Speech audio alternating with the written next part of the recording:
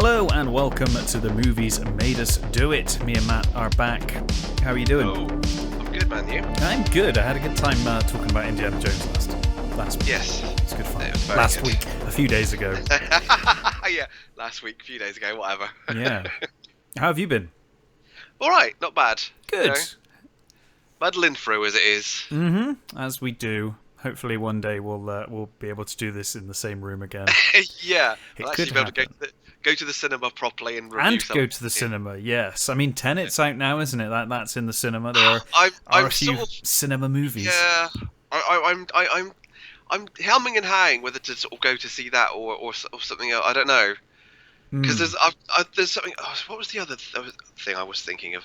I think New Mutants was probably the one that I was thinking of going to see because I haven't heard terribly good things about it. But no, yes. that's it. That's the problem. Is I haven't really seen any good reviews for it, and it's all going a bit. It's like, oh, is it?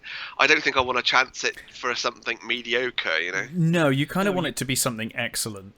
Yeah. And I don't think New Mutants is going to be that. But No. then again, I don't think... Can New Mutants... I mean, it would have to be such a good film at this point, you know, for the amount of delays and changes. Yeah.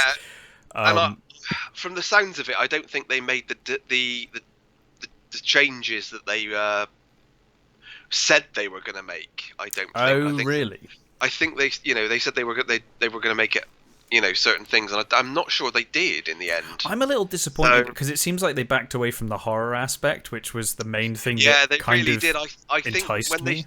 they put out that first trailer, I think there was such a weird reaction to it that I think they balked. Well, I guess it's because people were expecting X-Men and were disappointed. I mean, when me and my girlfriend Yeah. saw that trailer, we were both like, oh, and my girlfriend was like, that might be the first Marvel movie I ever watch. I was like, yeah.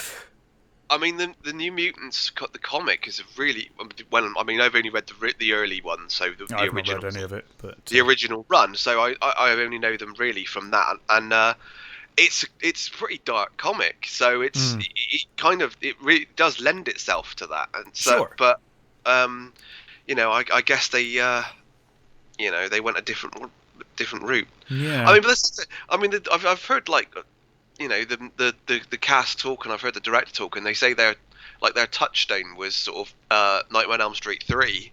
Oh, that's a good Nightmare And on Elm Street.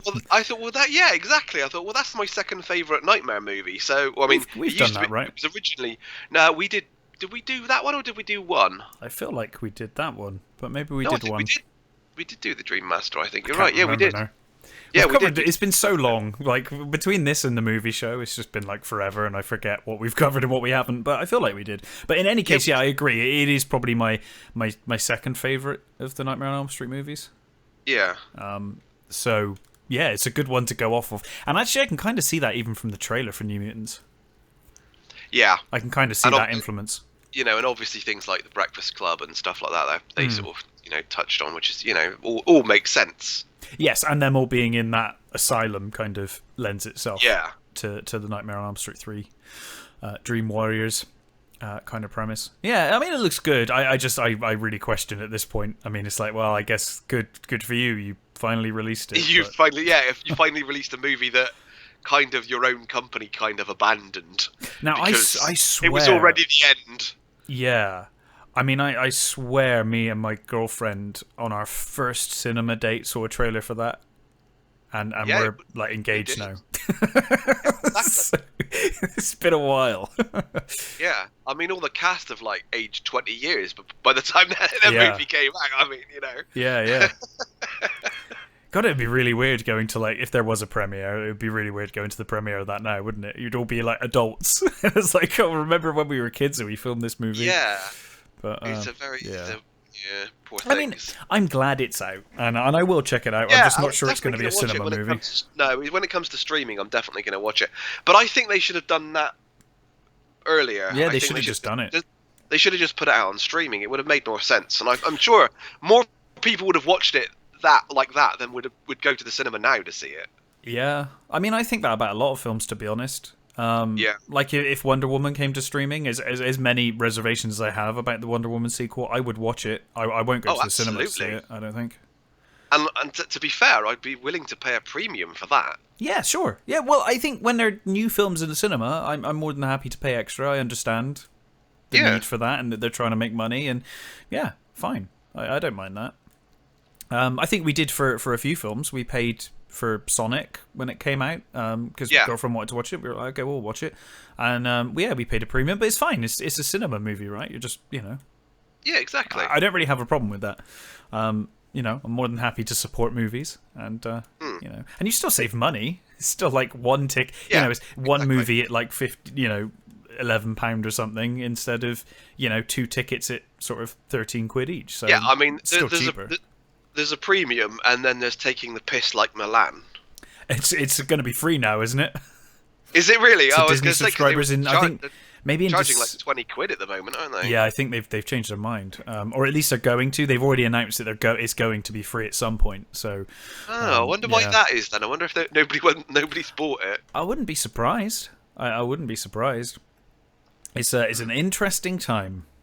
Yeah, definitely. Yeah, especially with like the way obviously relations between America and China now as well. It's kind of interesting. It's interesting from a tech standpoint, but it's also really interesting from the perspective of how geared Hollywood have made themselves towards the Chinese market. And now it's like, and now it's now they've got doing? Embargoes and things. It's going to be interesting to see what that happens. Well, I mean, nothing's happened to the film side of relationship, but those companies have a lot of now. But does this also mean that now they're going to stop pandering to the Chinese audience? I don't know. I mean, to be honest, they've been quite good when they have pandered to the Chinese audience because it's kind of made the film slightly better in some ways. Not all of those things. No, not always, obviously. Things like this, like the marketing and stuff for Star Wars was completely changed. They completely cut Finn out of all that stuff because the Chinese aren't interested in any race stuff, so they don't.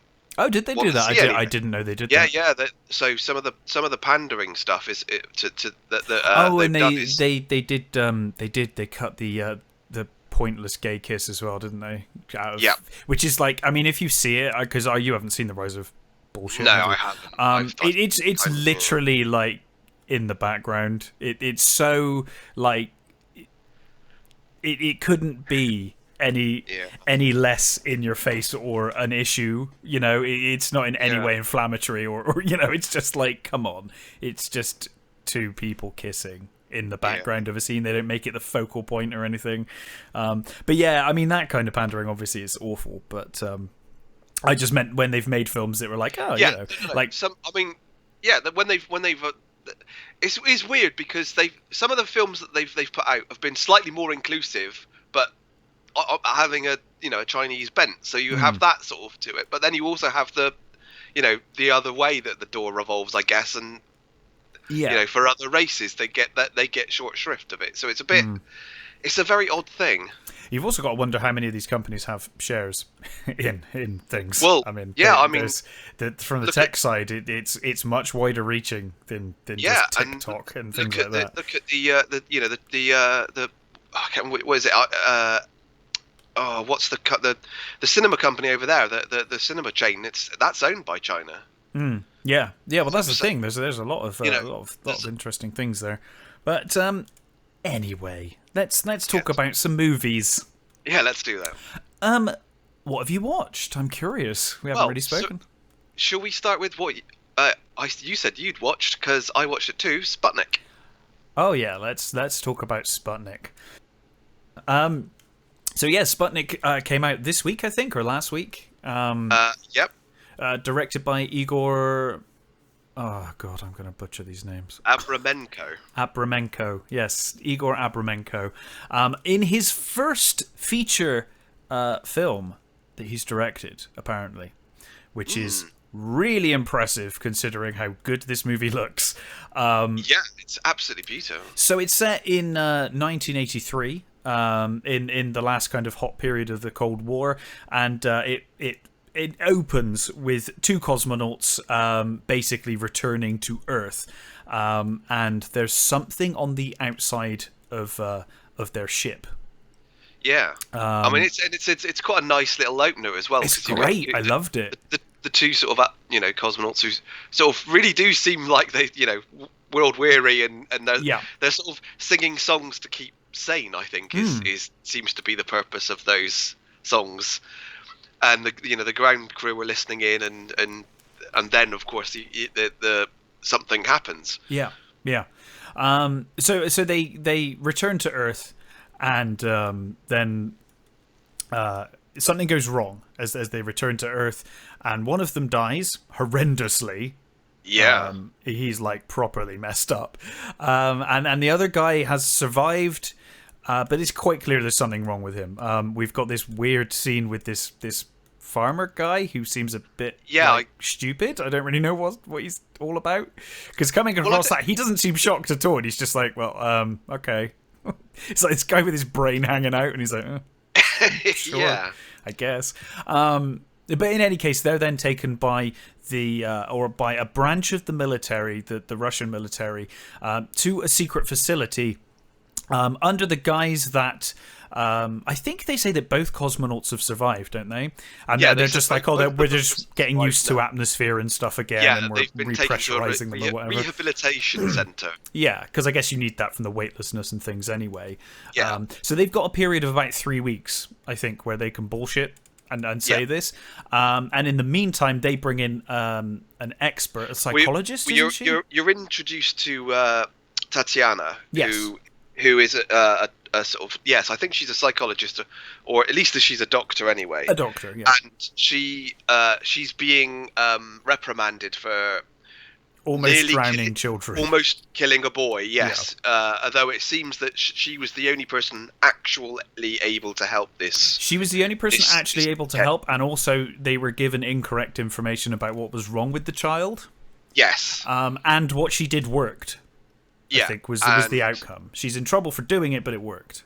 She's basically given the ultimatum of accept responsibility and resign, or basically it'll go to an actual proper court and you'll end up in prison. Yes, yeah, effectively. And then basically she gets introduced to this colonel. Yes. Smirodov, who basically says, "Look, I can make all this go away if you come and see this patient I've got." Yes. And he basically takes her off in a helicopter to this facility where this astronaut is being supposedly rehabilitated. And she gets she sees an interview. Well, she sees this interview with the between this doctor and the cosmonaut, and he's trying to hypnotize him, and he's saying he sort of pretends he's hypnotized for a bit, and makes sort of like some jokes, and then says, "Look, we're the best of the best as cosmonauts. You can't hypnotize me." Yeah. And like he leaves the room, sort of thing. So it becomes clear. I don't really want to spoil too much about this movie. Well, that's kind of the setup, and I guess from the trailer that there's some creature involved. We know that I think we can definitely safely say that but he's brought back a parasite that's he's brought back a parasite that's symbiotic parasite. Yes. This very much connected design! to him. I love that design. I adored the design, and I love really well done. It's a sort of weird mixture of sort of snake, monkey, spider. It's sort of. It's kind of cute in a way sometimes, until it's not. Until it opens its mouth. Yeah. It's kind of cute until it's not. It's very strange and unique looking, which I appreciate. Too often these kind of creatures just end up, Giger-esque things, and it kind of has that element, I guess, to an extent. Yeah, I mean, but it's quite an original design. You can see that sort of Aliens is obviously Alien is obviously a touchstone for it, yes. But it's. I don't think it goes too far with that as a reference. No. I really liked that they kind of explained that this creature is basically living in his body. while he's during the day, isn't it? So during the day, Yeah. it's kind of inhabiting his body, and they said that his ability to breathe is kind of restricted by this thing being in his throat and Yeah. whatnot, but that he's supposedly unaware of it. And then at night, it exits his body, and it's basically using his body like a spacesuit of sorts.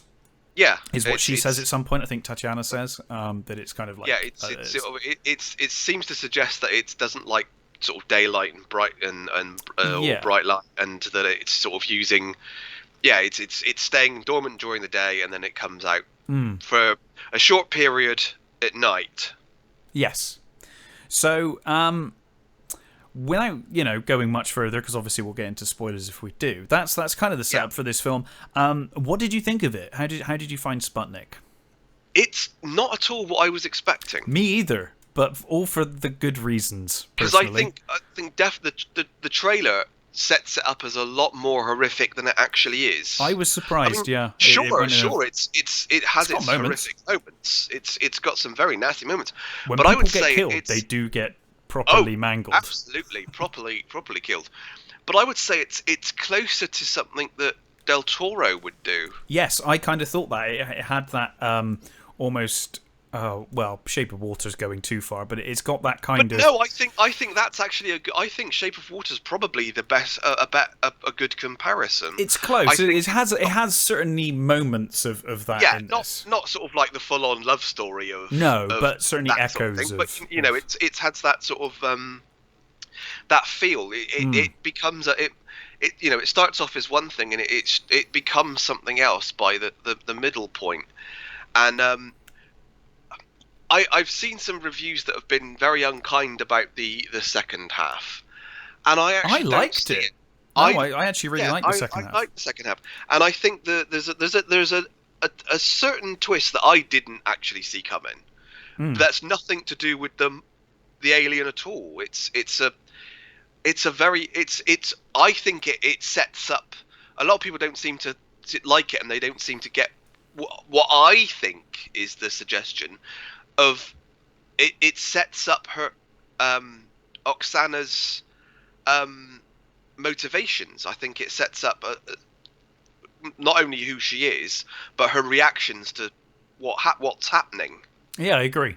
I think it does a very good job. In fact, I think all of the characters in this film are really nicely kind of set up and certainly fleshed out enough. Yeah. For the movie, because even the Colonel, I think you understand his reasons, you understand what he's trying to do. Yeah. I thought he was actually I actually think the three main cast members here, the Colonel, Tatiana, and Konstantin, are all fantastic characters. Really well portrayed. Yeah, I think the Colonel's the character that sort of has the less sort of yes, but he's still not like. But he's generic military guy. He does have a story and he does have a reason. Yeah, so he does have that, but I mean, I think it's the Tatiana and Konstantin's show. For sure. It's definitely. And I don't know that I've seen. I don't know that I've seen Oksana in anything else, or any of.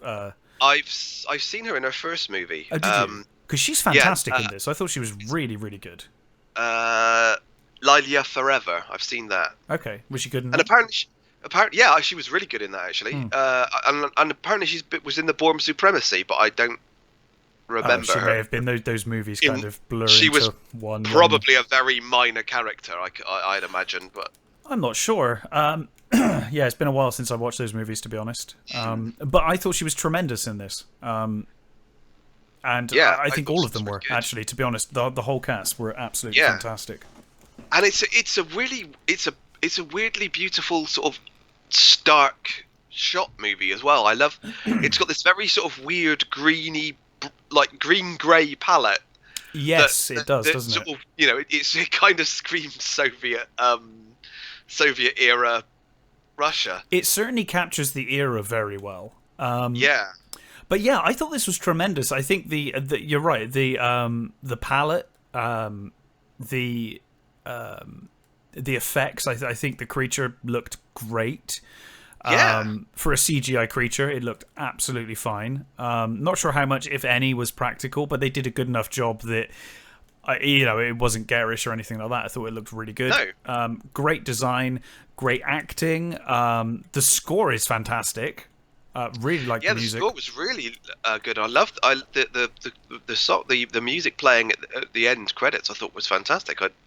It's a sort of tune that I quite happily listen to. Yes. Aside from the movie. Absolutely. I thought it was a really nicely done. I haven't seen an awful lot of Russian movies. Me either. I've seen things like the classic like Potemkin and the day. For crying out loud, Night Watch. Night Watch. And Day Watch. I've seen. Yeah. And I've seen the odd sort of piece here and there, but this one definitely impressed me a great deal. Yes, and it impressed me in the same way that you said. It impressed me impressed me despite being not what I was expecting and not really what I signed on for. I actually had a really good time. I think that's probably going to be to its detriment, actually, because I think a lot of people are going to watch this as a creature feature. It's a sort of an Aliens rip-off type thing. Yeah, and it's really not that at all. It's not. And I think if you go in with that mindset, I think you'll be very disappointed, because it's not that. And it certainly by the halfway point, when it becomes something else, it really won't be what you want it. So as long as you go in with an open mind and don't go in expecting a monster feature, then I think you'll have a really good time with this movie. I think so too. I think it's a really well written, tight story. With great cast and great visuals. And it does have the gore. Believe me, it doesn't shy away from what this creature will do. I mean, it's not by any standards a gore fest or anything like that. No. But when it needs it, it's got it. It shows what happens when the creature attacks. Yeah. There's no cutting away or hide what happens. But you're right. I think around the 50-minute mark, maybe you'll kind of start to see, oh, this isn't what I thought it was, or at least it's not going in that direction. Because the first half, you're like, okay, this feels like it's building up to an Alien kind of situation. Yeah. And in fact, you could argue it almost is that, where they find this thing, from outside of our world, and they've brought it into our world. Obviously an alien, they bring it back to their ship. Obviously in this, the creature's in space, it comes back to the military base, and it's inside a human. So there are definitely parallels there, but it definitely is not an Alien movie. It goes in a very different direction as the film progresses. And I think, like I said, around the 50-60 minute mark, that becomes kind of clear. But go with it, because this film is tremendous. Yeah, I completely agree with that. I think as long as you're willing to sort of go with it and not expect it to be an all out, because I think the trailer sort of makes it look as though that's what's going to happen. It's going to be an all out like war sort of thing. That's kind of what I thought it was going to be. But I wasn't disappointed in any way. I've seen it. I've seen most of it. I've seen it once all the way through, and then I watched it again. I watched some of it again yesterday, purely because obviously the only version I think that's available at the moment is Russian, so it's subtitled, and there were a few things I just wanted to rewatch just to kind of focus on the subtitles and focus on what people were saying. Tremendous film. Really, really enjoyed it. And for a first outing, I think this is amazing. The version I had, the subtitles were really tiny. Yeah. It was very annoying. That was why I decided and some of them were quite quick as well, which was quite annoying. A couple of times I had to rewind it to get. Yeah, I didn't bother rewinding, but then obviously when you rent things now, you get 48 hours. So yesterday I was like, I'll just rewatch the last half of the movie just to kind of focus more on the dialogue. But really a tremendous film, and if, as I'm reading, this is Igor's first feature directorial debut, as it were. Tremendous outing. Really, really impressed. Looking forward to seeing what else he does. Yes, definitely. I'll definitely, keep an eye out for anything that he does in the future. He's got a great eye. Yeah. Yeah, really good. So have you seen anything else? I have. I watched Honey Boy. Ah, you did see Honey Boy. You were talking about seeing that did. the other day. I was looking forward to it, and I thought, well, I will definitely watch it. How so is it's been out for a year, but it's new to Amazon. So it stars Shia LaBeouf as James, and it's basically he's playing his own father. Right. So that basically what happened is he got in real life he got a court-ordered rehab stint. He had to go into rehab, and while he was there, they diagnosed him with PTSD. Right.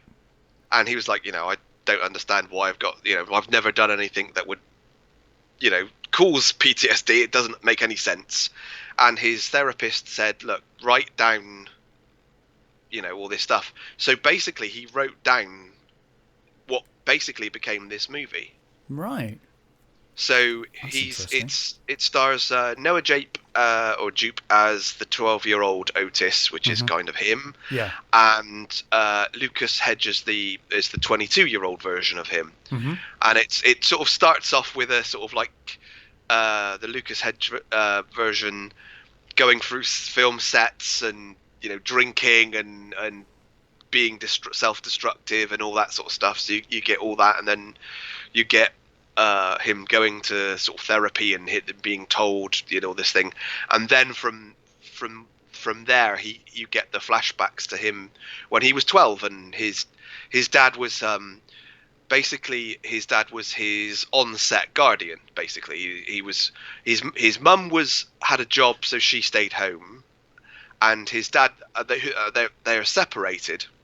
Right. And his dad was basically paying his own father to look after him. Oh, okay. So they're living in this absolute shithole hotel. So it's like by day he's in like being sort of a TV star. Yeah. And then he goes home with his dad sort of on the back of his Holly to this terrible sort of like motel where there are like prostitutes living across the road, and all this sort of weird sort of people living there, and his sort of relationship with his dad, which is this very odd relationship. His dad was this sort of rodeo clown who had this act with a chicken. Right. And it's very odd. He's sort of, it's a very odd relationship because he's sort of like it's almost like he doesn't really want to be there, but he does want to be there, and he's being though he's being paid to sort of look after his son. He also resents the fact that his son is successful. Okay, so is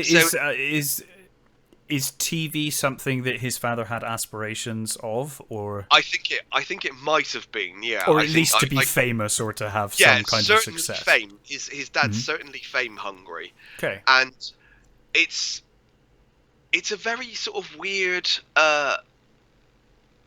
relationship they have, in that like I said, he's looking after him, but he's not like it's not a fatherly relationship. He lets him smoke, he lets him do weird things, but he's constantly on him to be better, and he's constantly on him to sort of you've got to keep practicing, you've got to do this thing, you've got to do that, and you've got to do that, and you think, and one thing I'll definitely say is, if this is any even half true, you can see why he had a meltdown. It's a really well, he did, as we discussed on the Indiana Jones podcast. He did have a really rough patch back there. He seems to be getting better now, but he really did. I think he does seem to have, sorted himself out to a certain degree. I think he's, he really is. I think he has now. Yeah, I really think he has. The movies he's been making recently have been absolutely brilliant. His portrayal of his father is stunning. It's really, really good, and it's really sort of, you kind of feel for him, but you also think, God, what an asshole. he does such a good job of sort of like making him a human character. You know, he's not just this monster that treats his son badly. It's there. He seems He has his like redeeming features. He's not just a well, monster. yeah, well, kind of. It's hard to sort of like say without you know having watched the movie, but it's how can I explain it? Well, it's okay. I mean, it's basically like I said, he's absolutely stunning, and the kid playing the 12-year-old Otis is absolutely stunning. I've seen him in a few things before. He was in Le Mans '66, and he's in A Quiet Place. Okay. He's a really, really good little actor, and he's the scenes between him and his father where they have these like moments where they're sort of he's shouting at his father, and it's clear that he wants his dad to be his dad. He doesn't want him to he doesn't want someone to be a helper or something exactly. like that. Yeah. He wants him to be his, and I don't think he knows how to be his dad, really. I don't think he says at one point about, you know, you come from a long line of drinkers who drank because of, you know, for reasons and all that sort of stuff, and you can see that he just doesn't know how to be an actual dad. Interesting. You know, the scenes. There are some absolutely beautiful scenes between Noah and this sort of young prostitute that's played by FKA Twigs, who's a singer. Right. Not sure. And my knowledge of music kind of stops in around 1999. So yes, well, same here. But she's really good. She has a very small part, but it's kind of this sort of seems to be the only person around that's sort of showing this character love. Okay. And it's this very sort of, you know, sort of this. There's this beautiful moment they have where they're sort of miming stuff, and it's really beautifully done, and it's really good. The only thing I would say is the guy playing the 22-year-old, I would have liked a bit more stuff with him, showing a little more of the sort of maybe the sort of their therapeutic stuff. But what you do get is really well done, and he's a really great actor too. So is this directed by LaBeouf? No, it's directed by Alma Harrell. Okay. Who I think previously had done some music videos for Sigur Rós and something called Bombay Beach, which I haven't seen or anything. But yeah, so I think they developed I think she directed him in the Sigur Rós video. Oh, okay. And so he chose her to direct him in this movie. Mm-hmm. Well, it sounds great. It sounds like they did a really good job. It is. It's really good, and it definitely explains a lot about you know why he became, you know, what happened to him. Yeah. And yeah, I'm really glad. You know, obviously glad that things have seemingly worked out for him now and kind of improved. I think one of the things I found out that I thought was very funny is that he to get his dad sort of signed on to this movie. He made out that his dad was going to be played by Mel Gibson. So his dad signed on for it, and that's not generally a name these days that you're like, oh yeah, well, wow. I guess his dad sort of like just that generation. So, yeah. So he sort of signed on for it, and then afterwards he said, "Look, no, it's not. It's I'm going to be playing you." So, and apparently he's seen it. Yeah. So, sorry, Dad, we couldn't get Mel Gibson. I'll do it. Yeah, I'm going to do it. Yeah, and I mean. It's a full-on performance. He takes it, you know, real as far as you can go with that sort of thing, and it's really well done, really really good. Well, movie. he is known for inhabiting his characters, yes. much to his own detriment in some cases. And you've got to wonder whether there was some almost cathartic. I think so. I guess self-help in kind of inhabiting his father and becoming his father as this character. I think so. You know, that probably helped to work things out as well, you know, just seeing things from that perspective and putting himself in those shoes. Yeah, and I think he you know, with what happens in the movie and with what you see his father's like, I don't think he doesn't really make him a villain. He could have, he could have easily made him a full on, mummy dearest villain, but he doesn't. It's not that. It's quite an honest portrayal then. I think so. That I certainly get that impression that it's an honest portrayal. So yeah, really good. I highly recommend it. It's pretty harrowing stuff. Sure, it sounds it. It's not the kind of thing you want to be in the right mood for. Yeah, absolutely. Yeah. Wow. Interesting. Have you seen anything else? I've been watching Stargirl. Oh, good lord. Well, see now, is it as bad as it looks? I really enjoyed it. Oh, good. I'm glad you enjoyed Supergirl as well, didn't you? Because I did not like Supergirl. I liked the first sort of 2 seasons of Supergirl before it went. See, I really had a soft spot for Arrow when it started. Yes, and Flash when it started. I thought both when they started they were great, and then it just goes immediately downhill around season 3 for both seasons, for both series. And then Supergirl, I was just like, oh no, immediately no. And then I saw most of that Crisis on Infinite Earths thing, which was appalling. I haven't seen that one yet. I missed the first 2 episodes. It's just not for me, I don't think. But so tell me about Stargirl anyway. I mean, so basic setup. It's I think it's set on Earth 2. Mm-hmm. And it starts off with a full-on battle between the Justice Society and the Injustice Society, and basically the Justice Society get murdered. Okay. And Luke Wilson's character, who is basically called Stripes, he's like Starman's sidekick. Starman gives him this staff and says, take the staff, give it to someone who's worthy, find someone worthy. He says, but it can't be you. You can't. But you're not. You can't do it. It can't be you. Yeah, exactly. It's like quite funny. Excuse me. And basically from there, he then through a series of circumstances, his stepdaughter finds the staff and she becomes Stargirl. Okay. Now, when I heard about this, I have a real soft spot for the Justice Society. I really like the really old 40s heroes. So I have a soft spot. When I heard that they were going to do Stargirl, I thought, it's going to be another horrible woke fest. It's a CW thing. That is a risk with CW, to be fair. Yeah. However, I heard a couple of sort of people talking about it, and I thought, well, that actually doesn't sound woke.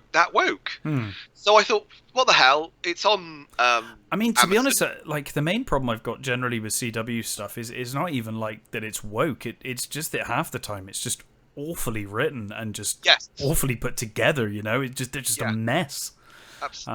Which is frustrating because they were really tight at one point. Supergirl really fell into that. It went from being a sort of a fun superhero thing to being this sort of like trying to drive messages home and not having the actual stories to back it up with, Whereas this is just pure fun. It's the new Stargirl trying to recruit a new Justice Society from this. She's actually trying to rebuild the Justice Society.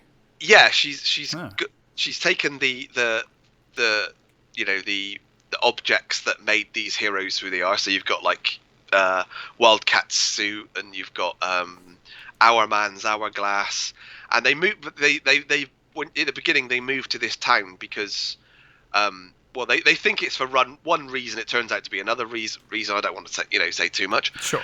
But it's got like some really sort of good cheesy bad guys and some relatively good action. And as for one of these sort of CW shows, I've really enjoyed it. And like I said, it has this really nice relationship between her, Brooke Bessinger, and Luke Wilson as her stepdad. It's like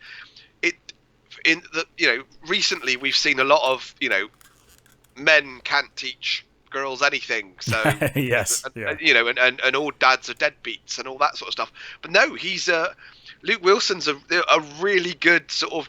He's a lovely dad, and he's got his own son. Oh, this is good.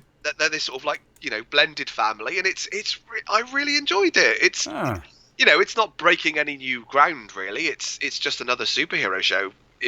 But it's actually an enjoyable, full-on comic book show. It's not trying too hard to be something different, or it's not trying to sort of go for a dark angle or anything. It feels like an actual full-on, like Flash did at first.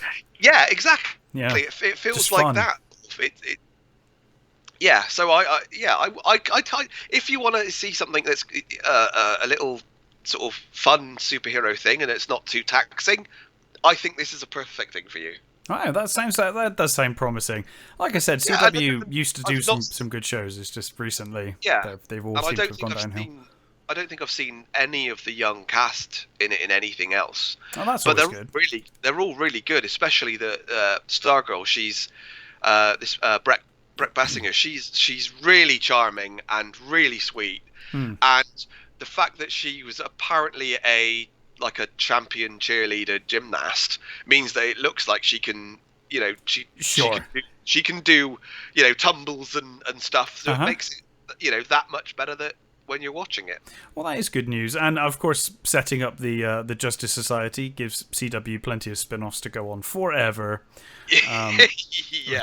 Which is nice. So, that's good. That's good stuff. Well, what have you seen? Obviously, with the pandemic and stuff, travel to different countries is difficult at the moment. But I did pop over to America yesterday, and I did catch Bill and Ted Face the Music. Oh, that teleportation device it works working really well, let me tell you. Fantastic. No flies? No, not yet. Not that I'm aware of, although that can be a slow process. That's true, yeah. We'll find out. When you start spitting out teeth later on, we'll know. Yes, yeah, I'll know that I've got issues, but at the moment, it's fine. So, yes... come on, please tell me, because I fucking love Bill and Ted, and so do I. Anything said, I've been looking forward to this. Yes, me too. And I thought the trailer was fine. I thought it was fun. So it's directed by Pete Hewitt, and most importantly, written by the original writers, Chris Matheson and Ed Solomon, and obviously starring Keanu Reeves and Alex Winter. So it takes place in their version of our modern day.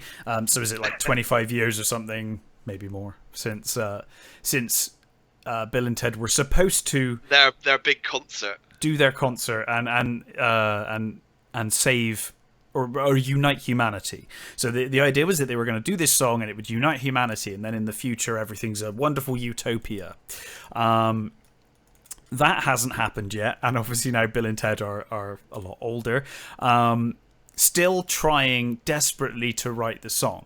And it kind of shows that they had some fame after doing God Gave Rock and Roll and all that. They shot to fame as the Wild Stallions, and then since then it's been diminishing returns, and they've basically they're sort of doing little social clubs and stuff now and all that kind of stuff. And just that they haven't changed at all. Like, they're just the same people they always were. Just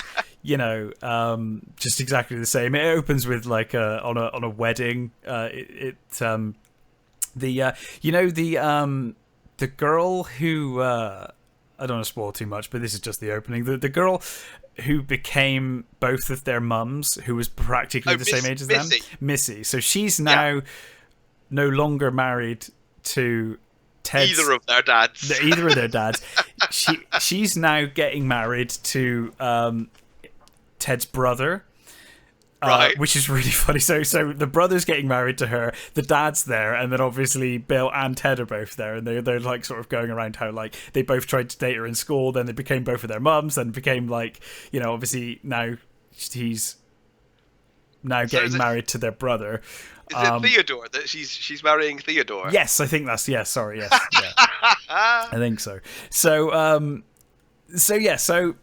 basically they've not accomplished what they were meant to accomplish, but they're continuing to try. They're still with the princesses, although there are some issues there, and the princesses want to go to couples therapy and all of that kind of stuff. So their relationship's kind of on the rocks. And then Ted basically says, I've spoken to the guy at the music shop, and he'll buy my guitar, and I can make this much money, and maybe that's what I should do. And they're like, no, you know, are you seriously thinking about like quitting this? And he's like, yeah, I am. I'm actually thinking about it. And then, you know, obviously, a teleportation pod appears, and we have the daughter of Rufus, who takes them to the future, and I won't say any more than that. At that point, obviously, we're moving on with the plot. They've got two daughters. Yep. Who obviously originally, they do make light of the fact that they did think they were, well, they did basically call them Little Bill and Little Ted. Little Ted, yeah. They were like, that used to be our names, but now we're not called that anymore and stuff. So they do kind of make light of the fact that they were obviously intended to be boys before, but are now girls. So you've got the A plot with Bill and Ted. Effectively, they are given, it goes back to the original Bill and Ted.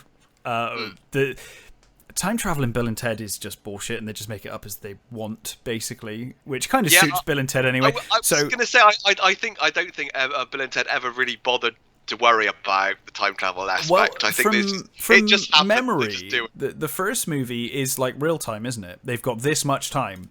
They must find them and be back within this much time, because time in their hometown or in their home period is still ticking at the same rate, and they need to, that's the time limit they're on. And then the second one completely ignores that when they go into the future or into the past and become really good musicians and then come back, and they just ignore it in the second one. Well, that's back in this one, so they've got a ticking clock in this one. And Bill and Ted need to, basically they're like, tonight you are to perform the song that will save the Earth.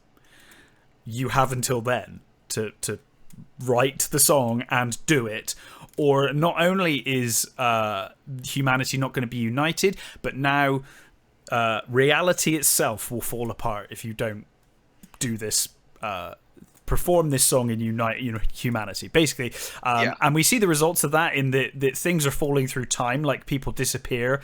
And like, you know, at one point the pyramids just appear in America, and like all sorts of things are going wrong because they haven't done the song, and they need to do it at a specific time in a specific place. So Bill and Ted are off doing that. They basically come up with the idea that if they go into the future, they can meet their future selves, learn the song from their future selves, then come back and perform the song. That's their plan. So they go off. Rufus's daughter ends up going back to the present day because she discovers that her mum is going to try and send a robot to kill Bill and Ted, because Rufus's wife has always believed in what Rufus said, but now it's becoming less and less likely that they're going to actually do it, and she believes that there's a different prophecy or a different side to the prophecy that says maybe if Bill and Ted die, then everything will be fine. So she's going to send this robot. The daughter of Rufus goes back to make sure everything's fine, and ends up bumping into their daughters. So then the B plot is the daughters basically trying to help their dad. They were trying to help them anyway, but then obviously now they have the time travel pod. They decide to go back through history to recruit the best musicians they possibly can to be in the band.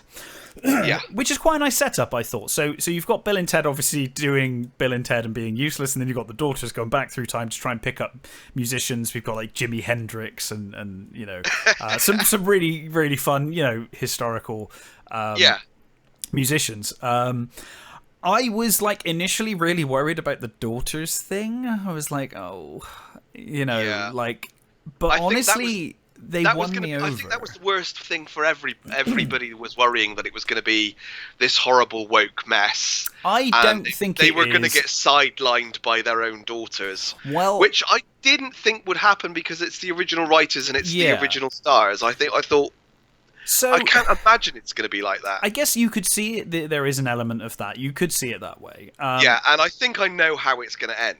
Sure. So it probably does end the way you're thinking it ends. But it's kind of fine, and it's earned by the time they get to that point. Well, that's good. The daughters honestly really grew on me. Like, at first I was like, oh, I'm not sure about this. But as the movie went on, they are quite endearing, and they do a really good job of kind of being Bill and Ted. Like, they're kind of doing Bill and Ted impressions effectively, but they're very good at them. I've seen both of the actresses in a few things. Samara Weaving, she was in that Ready or Not, which I really loved. Mm-hmm.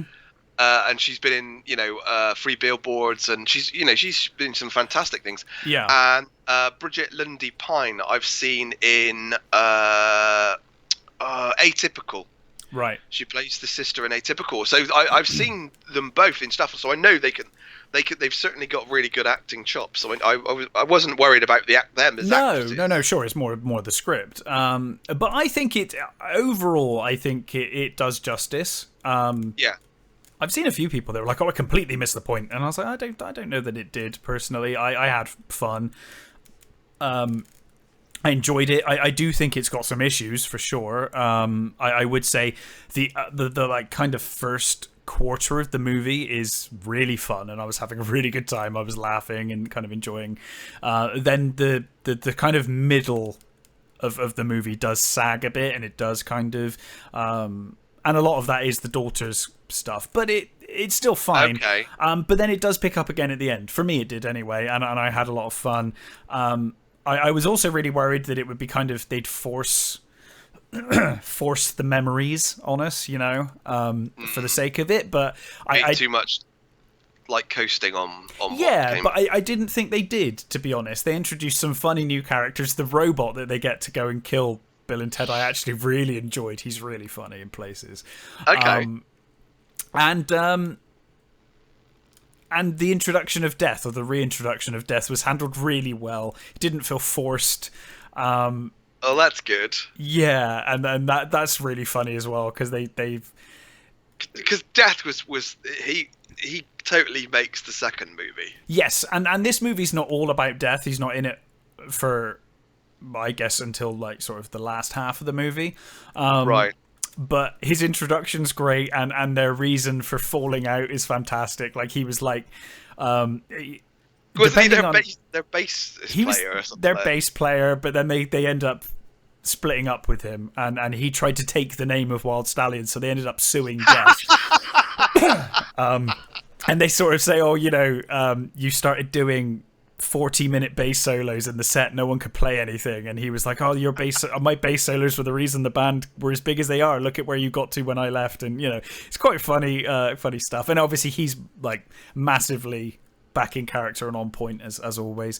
Yeah, it's not perfect. It definitely, like I said, it definitely kind of sags in the middle for me, and I personally missed while I think the effects are surprisingly good, because I thought this movie would be really low budget, but like when they go to hell, it does look pretty good. Like it looks like a high TV budget hell. All right, okay. We're not talking Spawn or anything, but we're doing all right. Oh God, I mean, yeah, that. But so it all looks great. The thing I did miss is that I really enjoyed in Bogus Journey how abstract and weird the visuals got, and how weird everything was. Yeah. And that's not really present here as much. Like the future looks kind of generic, and hell looks like a traditional hell. So I kind of missed that kind of wacky, abstract look that they kind of had. Is it not the sort of the hell of the rocks and chains of the second one then? Sort of. It's got elements of it. It's got elements of it. I wouldn't say it's like completely different, but it's obviously it's CG, so there's a lot more going on. You've got like things flying around and stuff, but it looks fine. It's just I do miss that kind of really out there kind of design that they had in Bogus Journey. Yeah. But overall, honestly, I thought this was fine. It's not perfect by any stretch. It's probably my least favorite of the three. Right. But it's by no means a bad movie, I didn't think. I thought it was fun. I had fun anyway. That's all I can really say. I just realised I made a mistake. His brother's called Deacon, isn't he? Not Deacon. Yeah. He's Theodore. He's Ted, isn't he? So no, it's Deacon. I forgot about that. Mm. Yep. Never mind. So, but overall, you liked it though. I had fun. Yeah, I had fun. I mean, it's Bill and Ted. I mean, you know, it kind of made me laugh when the trailer was released. People were like, "Oh, this looks rubbish," and it's like, yes. So were the first two movies. They are like, you know what I mean? Like that's what they are. They are like silly nonsense movies. Like, you know, they never took anything seriously. I mean, you've got that scene in the first Bill and Ted when Ted falls down the stairs in a suit of armor and falls out of the armor, and the armor's just in one piece on the floor, and you're like, what? How did that work? Like, how did that happen? You know, it's nonsense. It's always been nonsense, and I genuinely, to be honest, I guess if you're like the biggest fan and you get like, it may upset you, and there may be things in there that annoy people, but for me, I had fun, and I honestly thought the daughters would annoy me, but they didn't. I thought they were fine, and I think the movie kind of earns that. I think most of the laughs, certainly for me, were the Bill and Ted side of things, and seeing the future versions of Bill and Ted was probably the funniest bit of the movie for me. Yeah. The future versions that never wrote the song. I think that, you know, like you said, the Bill and Ted movies they're like living cartoons. They're literally knockabout, silly, ridiculous sort of like slapstick stuff that, you know, I think really did appeal to us. You know, when they came out, I was completely the right age for that. You know, they were you know, they listened to heavy metal. You know, they listened to rock music. They were, you know, idiot kids, and so were we. And I think, you know, as long as you keep that in mind, then I think it's going to be a problem. I think no, it was a lot of fun, and like I said, I think it still has its kind of naffness that I expect from Bill and Ted. Still maintains that. Certainly, the robot that they send back. Is like very much that. He could almost have been in Bogus Journey and it would have been fine. You'd have been like, okay, of course. Overall, I really enjoyed it, and it was nice to see the cast back. They've even got like Ted's dad and stuff, the police chief and things. Really good. So yeah, overall, I enjoyed it. I'll be interested to see what you think of it, because I know it's been very polarizing. People have been like, this is awful, or this is fine. I wouldn't say it's a great film by any stretch, but I had fun watching it, and it was fine. To be honest, it was nice. Cool. Overall, well, I am looking forward to it. I really do want to see it, because I am a big fan. I am a big Bill and Ted fan. I absolutely love that the first two are just they're so much fun. Funny movies. Yeah, I think the thing is as well, it's like, you know, you're kind of on the wrong foot with this movie to begin with, because it's not necessary. Like the end of the end of Bogus Journey pretty much makes out like they did it. That's done. They've done it. But obviously, you know, here we get a decisive end to it, and it's like, okay, it's done now. I think the thing I like about the Bill and Ted movies as well is that they're a prime example of how to do a sequel right, because they don't.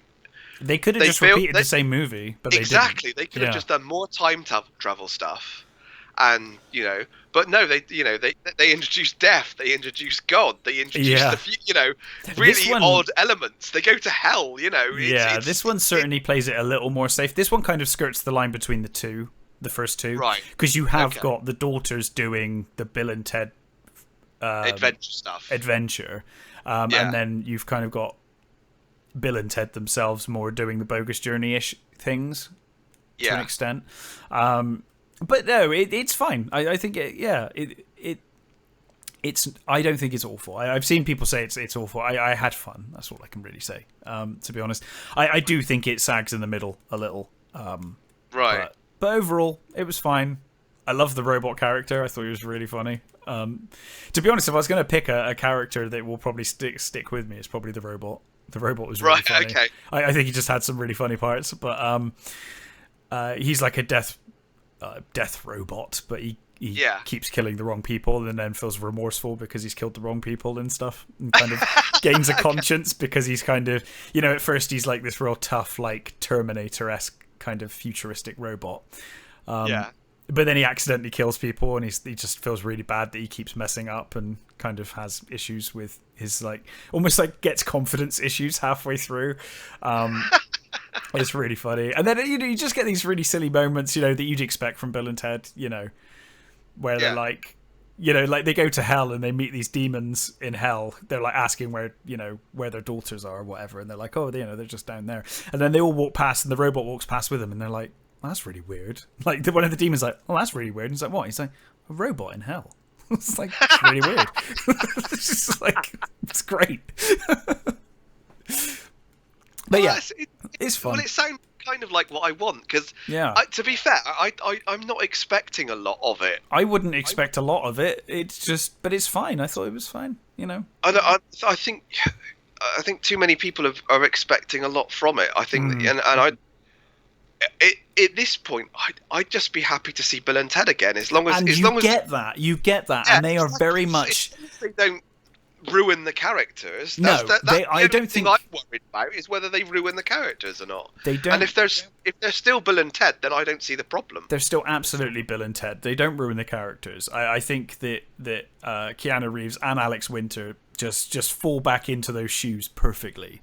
And to be honest, these days the way they tend to ruin characters is that they suddenly make them really stupid or really useless or whatever. And Bill and Ted were that already, so you can't ruin it. It's fine. So no, I had a lot of fun. I'll be curious to see what you think of it. I'm hoping you'll like it as well. Yeah. Okay. But well, I'm definitely going to watch it as soon as I can, as it were. Yes. Yeah. So that was it for me. I guess we should probably talk about the Batman trailer. Yeah, let's do that. Because I can't really finish this podcast without talking about it, can we? No. I think it looks absolutely amazing. I do too. Dude, I'm glad. You paused there for a moment. I was like, oh no. No. I mean, I've been kind of excited for this anyway, because I think everything they've been saying, Matt Reeves has been saying about making it a detective story, and showing year two, which so we're not getting the very beginning, and we're not getting an older one. We're getting a sort of a nice middle sort of thing. I like the act. I love Patterson. I love almost everybody that's been cast in it. I mean, Zoe Kravitz, I've seen in a few things. She's great. Paul Dano is fantastic in a lot of things I've seen him. Yeah. And Colin Farrell's great. So, and almost unrecognizable in this trailer, but he is great. Andy Serkis. I mean, and Jeffrey Wright is Gordon is bloody perfect. You see him in that trailer, and you're just like, why didn't they do this sooner? Like, he's so good. I mean, the thing is, you see him walk around the corner, and you go, oh yeah, that's just Gordon. That's Gordon. Yeah, yes. Immediately, you're like, that's Gordon. There's no doubt that he's who he is. He's Gordon. Do you know what made me the happiest was the moment in the trailer where we're introduced to Batman, and he's just working with the police. He's just there with the police, and the police are fine. And it's like, thank you. He's actually just in that detective phase. They've accepted him. I got the impression that this was the first time he's been brought into the police. Maybe, but the fact that he's there, and it's not like like in Dark Knight and stuff. It was always like, he's kind of has to sneak into the crime scene. He has to, like Gordon's friends with him, but no one else. But whereas here, it does look like, they have actually, at least maybe this is the first time, but they have brought him in on a case. Probably because it seems like it's directed at Batman. It's being sent directly to him, sort of thing, isn't it? It's being aimed at him. And I presume the guy taping up the guy at the beginning is the Riddler, but I'm not sure, because there's so many rumors going around with not much information, but there's just a lot of people are saying that Hush is going to be the main bad guy, not the Riddler. So, I mean, maybe it would seem odd to do Hush without doing the Riddler first, but it almost looks like they've taken Riddler and Hush and put them together. Yeah. That was the impression I got. And like I said to you the other when we were texting But about this is also meant to be this is still early in their careers, so this is them before, this is the Riddler before he becomes the super neither of them are properly villain. established. Yeah, exactly. And I think, as I said to you before, I think considering they've only filmed 20% of this movie, Yeah, what they've shown in the trailer is fantastic. damned impressive. Impressive. I think they got the tone right. Yeah, he looks fantastic. The suit, they did a massive disservice with that suit reveal. I didn't mind it. I thought it looked okay, and there were elements I liked of it, but it looks so much better in proper light and in motion than it did in that reveal. The only thing I don't like about the suit is the cowl seems to go up too high at the sides. Yeah, I mean, I have issues with the suit in that. But apart from that, I still think, why can't we just have Batman? Why does he always need to be armored and stuff? And I personally still think that Snyder's vision of Batman is the best Batsuit we've had. And I must admit, even when I was watching this, I was like, I kind of wish he was in that Batsuit, not this one. But it's fine. It's fine for what it is. And I do like it. And apparently we're getting multiple versions of the suit anyway, so that'll be interesting. Well, I sort of get the impression that he's going to be sort of, adding to it as he goes. It's going to be. Yeah, there are rumors that it gets mostly destroyed in a scene as well, and then obviously as a more upgraded version later. Yeah, and I've seen that it's getting a lot of shit for like the eye makeup and stuff, and like it's like, why? oh look, why? Do you know how goofy that was in Batman Returns when he takes the mask off, and all of a sudden in that scene he's got nothing. Like, it looks awful. Yeah. It's fine. Yeah, the cowl has wet wipes in it, so it takes the makeup off as he takes the cowl off. That's it's not even that though, because they show it too soon, and they show him pulling the mask, and as soon as he pulls the mask, you can see his eyes are completely clean, and it's like that just looks really naff. Like, why did you do that? No, I think it looks great. It's fine. I don't know, emo, whatever, but he's always done that. That's how Batman looks. Like, there's only one way he would have got that look. Unless you make the cowl completely onto his eyes, which is not going to be good for him. No. It's the best way of doing it, Yeah, I think it looks fine. He needs to see. Yeah, there's only so much covering you can give to it. It's a great suit. It's a great suit. It's a great design. Like I said, great. The car, I love that car so much. That the scene where the guy says to him, "What are you supposed to be?" sort of thing, and he just beats the living shit out of him. He kind of goes like Bane from completely brutal. He just goes absolutely crazy, and I like that. I mean, we see that he is going to be a detective, but we also see that obviously he can take care of himself. That's not going to be an issue. Yeah, absolutely. I was dead impressed. If the film can deliver on the promise of the trailer, I agree. Then, I'm fully on board with this. There's nothing in that trailer that made me worried at all. No, I like every single bit of it. I loved. I kind of hope that Catwoman gets a better suit later on, but early days, fine. Again, it's early. It's prototype stuff, isn't it? So, but it looks amazing. I genuinely think it looks great. And to be honest with you, the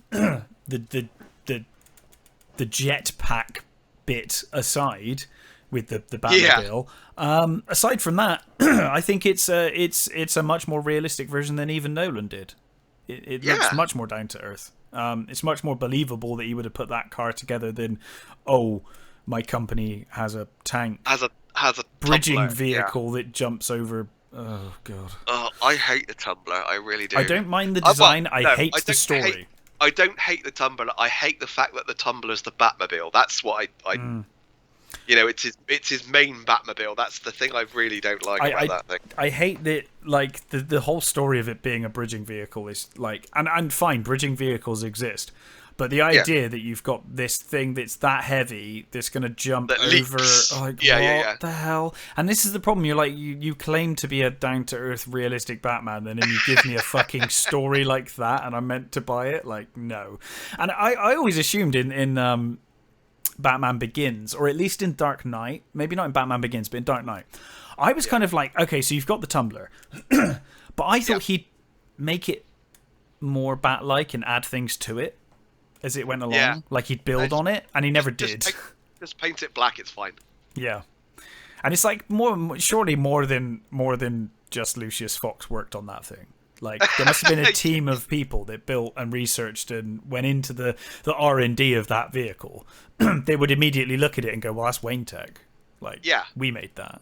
You know, and I know in Dark Knight you've got that guy who's like, "Oh, you know, I've got the schematics." You know, but it's like surely more than just him. We're aware of that. Come on. Yeah. So it doesn't really work. But no, I think this one does a even better job of grounding Batman and making it look as realistic as Batman can be. Yeah. I'm all for it. There's really nothing here that I dislike. So I'm excited. It's just a really, really, beautifully done trailer, and with and the music they used was really good as well. That worked brilliantly. It was just a really well made trailer. If it's even half as good as that as a movie, then I'm going to be happy, I think.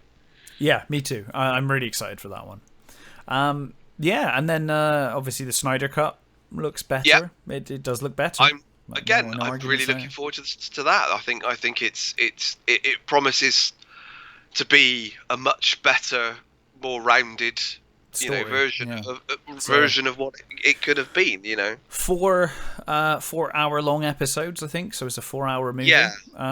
Which is cool, man. I'm looking forward to that as well. So DC starting to look quite promising at the moment. Yeah, and I thought the Suicide Squad stuff looked good. It was a nice PowerPoint presentation. Yeah. Yeah. Very, very cool. I was, and as long as it's, better than that fucking awful first one, it's going to be fine. I mean, the fact that they've got so many characters in it means, well, most of those are going to die, aren't they? You would assume so, yes. And the fact that I don't think I've heard of half of them. Yeah, exactly. When they get the lower tier ones, you're like, oh. They're certainly. I mean, I was very shocked to see Peacemaker. I thought, blimey, yeah. They're using Peacemaker is like he's like a psychopathic Captain America, isn't he? I'm very surprised to see him in it, but yeah, cool. I'm up for that. Yeah, I mean, he's an interesting character. We'll see what that goes to. That the only thing that made me worry was the Wonder Woman trailer. Well, the more I see of Wonder Woman, the less I'm enthused. I've gone from because I thought Wonder Woman, the first one, was fantastic. Apart from the last 10 minutes, I really enjoyed it.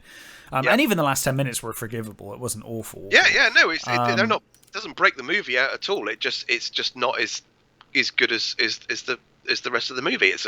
It's a fantastic movie. But and every trailer for this and everything I read about this just sounds awful, and I'm really, really worried. I want it to be good because I love the first one and I'd love a sequel to be as good, but it sounds awful. The plot sounds awful. Setting it in the 80s sounds awful. Mainly because obviously, it's really in fashion to do 80s, 90s now, so everything's got to be there. But more importantly, it's like, so you're saying it there, which just means that if we're keeping continuity, which clearly we are, all of this will be forgotten. So it's all going to be undone at the end, and nothing will have ever fucking happened. That's what I think is going to happen. I think we're going to have this movie, and then she'll kill him or get the rabbit's foot or whatever, and then that will undo all the wishes and undo everything ever happening, and then she'll go back into hiding. And oh god, I hope I'm wrong. I really hope I'm wrong. I do. I'm still hopeful that it's because it's got all the same people. The cast are great. No arguments. The cast is great. The director's great. I don't know. There's so many alarm bells going off with it. I always hate the we're gonna depower the superhero plots. It just stinks and reeks of you don't know how to deal with the character. Mm-hmm. You just don't know how to write for the character. It's always that it's just awful. It's always awful. It's always let's just make them vulnerable. It's like, well, no, why don't you learn how to write Wonder Woman? She doesn't need to be bloody vulnerable. There are plenty of really good Wonder Woman stories out there. Just fucking adapt one of those. And there are plenty of villains that are equal power or more powerful that she could fight. You don't have to depower her. The villain they've chosen, she's a really good bloody villain. Yes, she is. She's one of Wonder Woman's really good villains. Yeah. And there are some really great stories with her in, but this doesn't seem like it's going to be. I don't know. Well, it looks like she's going to be human for most of it, for a start. Yeah, I think we're going to get the sort of. I'm not so sure about the CG on that either. No, it doesn't look good, but they've still got time to fix it. I guess. Yeah, I was going to say there's still time to. I mean, no offense, they have had about 4 years now, but they've still got time if they want to continue. You would have thought they would have had something better to show by now, wouldn't you? Well, it was meant to come out in like July, wasn't it? So, yeah, I hope I'm wrong, but I'm not holding out much hope for that one. I do, but I don't think I'm going to be. No. We'll see. We'll see what happens. Yeah. So, anything else? Anything else you've seen trailer-wise, or other than I have watched the first sort of 5 episodes of Cobra Kai. Oh, do you like it? I loved Cobra Kai. Now it's on Netflix. Do you know what? I'm really enjoying it. Yeah, I've only watched season 1. I started watching season 2 yesterday because I saw that it was now on Netflix. So I only watched season 1. But yeah, I really enjoyed season 1. I thought it was really good fun. I'm hoping season 2 is as good. I do. I like it. It pokes fun at woke stuff, which I think is brilliant. It's really funny. It's kind of pokes fun at everything, really, but it's really good. But in a really good way. You see, considering his character was the villain, you really get to know him and sympathize with him and kind of understand why he hates Daniel, and it's really well written, I thought. Yeah, and what I've seen of it so far, I also like the fact that even though it's kind of setting up Daniel to be sort of a villain. Well, it kind of goes both ways as it continues. Well, that's what I'm saying. It also shows him as a vulnerable man, a father that doesn't feel like he's doing enough for his family. Yes, exactly. I'm really enjoying it. It's weirdly not quite what I was expecting. I don't know what I was. I think I was expecting something a lot sillier. For some reason. It's always silly moments, but yeah, for the most part, it is. It certainly does, but I think it's actually surprisingly quite touching in places. Touching, yeah. It's really nicely well done, and the I don't remember his name. The guy who's playing the main guy. Hang on a second. No, I forget his name as well. But I think the whole cast does really well. I think it's got some lovely tributes to Mr. Miyagi in it as well. Yes. William Zabka, the guy playing Johnny, he is so bloody good. He really is. He really is. It kind of makes you almost angry that he didn't have more work over the years, to be honest. Yeah. Because he is great in it. I really enjoyed Cobra Kai. I'm gonna watch season 2. I might watch some more of it tonight, actually. I'm gonna finish it off, and I will probably talk about it in the next show. But yeah, so far I've really enjoyed it. So I guess before we close, we should probably talk about Chadwick Boseman, who indeed, yes, horrendously passed away this week from cancer, bowel cancer, I think, or something like that. Yeah, colon cancer. Colon cancer. I think so, yeah. Absolutely horrendous. Diagnosed in 2016, I think. Basically been diagnosed. He was diagnosed like as soon as he joined the MCU, effectively. Yeah. Like through every movie he's been in and everything he's been involved in, he's had it. So, yeah. Horrendous. Amazing to think that he just basically got on with it and yeah, I mean, did as many film roles as he possibly could. Yeah. I mean, a lot of celebrities keep that kind of stuff quiet, but it's just amazing that he managed to physically do it. Yeah, through rounds of chemo and things like that. Yeah, I mean, it's surprising sometimes. I mean, you hear about what's her name? I've complained about her before because she couldn't act. Brie Larson. No, not Brie Larson. Brie Larson can act sometimes. I liked her in Kong Skull Island. Plays Daenerys in Game of Thrones. Her. Emily Clark. Emilia Clark or whatever. Emilia Clark. Yeah, I actually don't think she's that bad. She was just terrible in Genesis. That's what I thought she was terrible because she was terrible in that. Well, but I've seen her in other things and she's fine. But she went through hell. Like while making Game of Thrones, I had no idea she had like brain surgery and shit. It's like fuck. Yeah. So you never really know with celebrities, and it's amazing when people like this just soldier through. And I mean, when it was discovered, it was like stage 3 or something, which is practically terminal anyway. Like, I think he was like, you know, I mean, I know it finally advanced to stage 4, which I guess is terminal, but just the thought of doing all of that stuff, and they're quite physical roles. Obviously, they've got stuntmen and stuff, but even so, I mean, just to stay in shape and just to stay in that kind of shape while you're dealing with surgeries and all sorts, and, you know, keeping it quiet as well, and just, unbelievable. And such a talent. He's such a talented actor as well. Like, I've really liked most of the roles I've seen him in, to be honest. I mean, it wasn't that long ago that I reviewed, you know, the Five Bloods and the Bridges, the one. What is it? I watched a movie with him as a cop. 21 Bridges. That's it. You know, he was a fantastic actor. Yeah, he really was. And I thought he was great as Black Panther as well. I really liked the character. I really liked his portrayal. I have my issues with Black Panther the movie. Yes, completely. But he's great in it. He's fantastic in it. In fact, I actually didn't realise how old he was. I mean, I know like 44, wasn't he? Obviously, he's died young.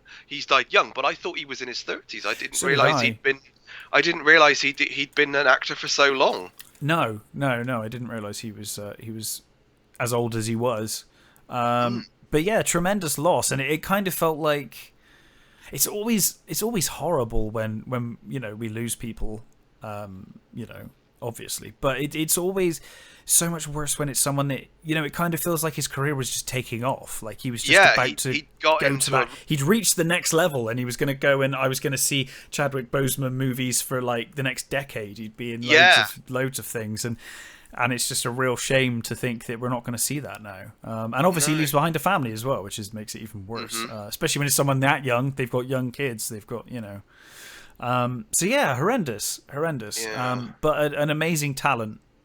And the movies we have are great. Yes, you know, he left a really good legacy, I think.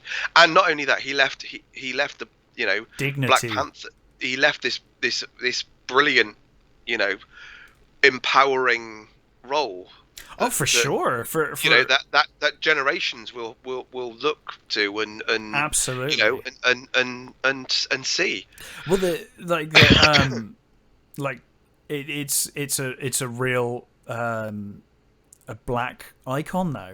The Black Panther superhero, which obviously Black Panther's been around since before the movies, but the movies, they, you know, 70s. There's a lot of black kids that have you know, embraced Black Panther as their hero, and it's going to be really interesting how they deal with that now. In the MCU, I'm guessing they're going to up Suri and have her as the main character now. Maybe, I don't know. I think, given the circumstances, that would be fine. I think I'd be fine with that.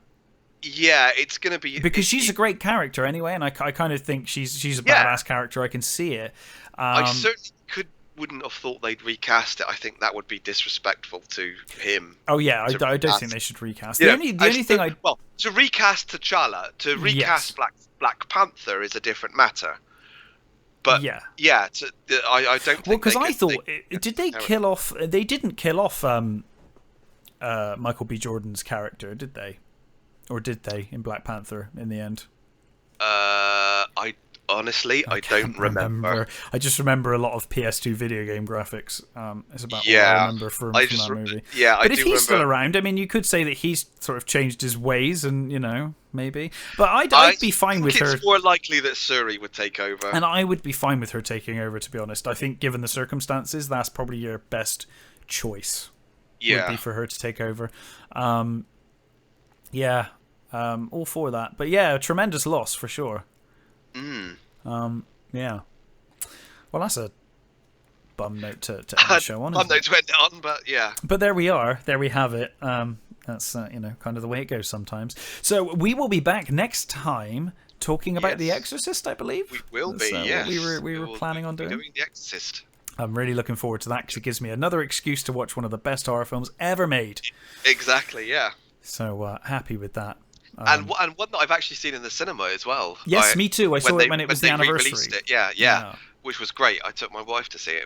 It was really, it was good. There's a few films like that I managed to see. Like I saw Alien in the cinema thanks to the anniversaries, and when those anniversaries come round, Blade Runner is another one I've always wanted to see. I haven't seen in the cinema. Oh no, I still haven't seen Blade Runner in the cinema. It really is one of those things that I keep.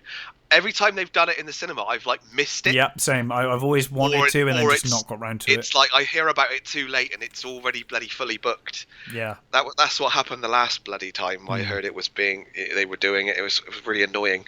Yeah, I've seen a few though. I saw Back to the Future as well in the cinema. They did a I guess they did a 4K version of it, and then they put it out in the cinema a couple of years back, probably about 5-6 years ago. And that was really good fun as well. It was really nice. It's always nice to go see those movies again, because the people that are watching it generally have watched it a million times anyway, and they're there for the love of that movie. Yeah.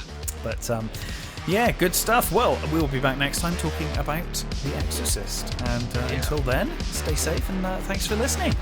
Bye.